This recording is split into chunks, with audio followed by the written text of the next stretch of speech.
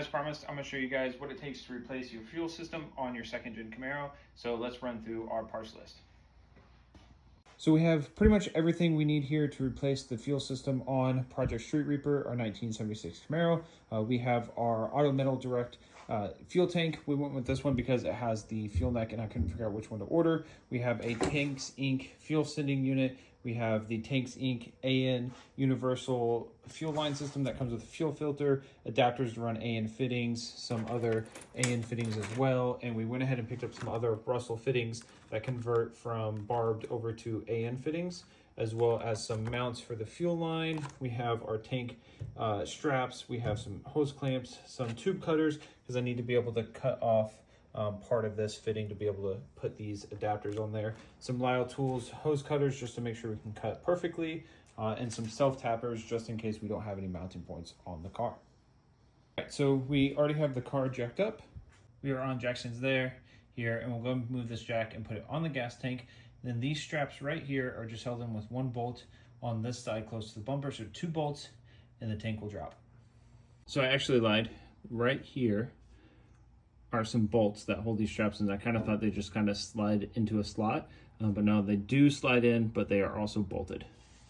All right, so we have all of our straps off. All that is left is to disconnect these fuel lines. Now, if you're not replacing them and you're only replacing the tank, then, you know, carefully take those off, but I'm gonna go ahead and cut them sons of guns off of there and not deal with it. And just like that, we have the tank out and we have found our culprit right there. It did split. So not a huge deal. We don't really need to replace all this, but I wasn't for sure if I dropped all this, was I gonna find that there was rust in the tank that ended up gunking everything up. The other thing is I ordered in the dual line sender, but one is just an extra vacuum line, so we can just cap it off. Not a big deal at all. All right, a little bit later, we have the new tank ready to go. We have the sending unit in there. We have our AN fittings on there with the barbed hose end. So this just clips on there, goes on. This is just a vacuum line. We're not gonna be running that for emissions. So we got that capped off, and just to make sure no pressure pops that cap off, I put a hose clamp on there. Old tank is out. We still need to siphon the gas over, but we'll do that once it's in there. We have the old fuel line out, and we have the new rubber fuel line ran back about to the axle, and we just need to do a little bit more of tidying up. We have our fuel filter in line here. So we do have a fuel filter up by the carburetor, but we went ahead and put another one on here that came with this kit. I'm not for sure with these fittings if you're supposed to use a hose clamp, but just to be safe, I went ahead and did it. Took a couple extra seconds, so worth it.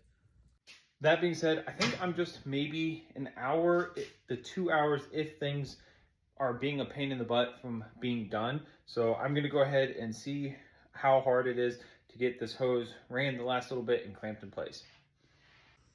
Okay, fuel line is connected. Like I said, I don't know if I need to have hose clamps. There's extra insurance to go ahead and have one on there. We have the emissions blocked off. New straps are up there. Sending unit is grounded with a quick disconnect, so if I ever need to drop the tank again, I don't have to undo that bolt. I can just disconnect it. Fuel line is routed all the way up, so now we just need to go ahead and transfer fuel from this tank over to this one. All right, guys, it is about a week later. We have this thing completely wrapped up. Don't worry, I will show you a clip of it running. A few things left to do before we get this thing back on the road, but let me run through that really quick. The reason you guys have not seen me drive this thing yet and seen all of the new parts that we've installed, the cooling fans, the leaf springs, this fuel system, putting all of it to the test is because last time I took it like 5 minutes away from the house, brought it back and noticed that the brakes were dragging and smoking just from that quick thing. I thought maybe it just had to do with, you know, a rock or something in there, but after taking a closer look and after we did this install, I did the same thing, quick trip around the block. By the time I got back, the brakes were dragging and smoking again. I have everything to fix it though, so we'll be installing some drilled and slotted rotors on the front with some new calipers, as well as rebuilding the rear drum brakes as well. Everything is over there in that pile of boxes, so stay tuned for that. And then this thing should be ready to finally hit the road and stay on the road for a while.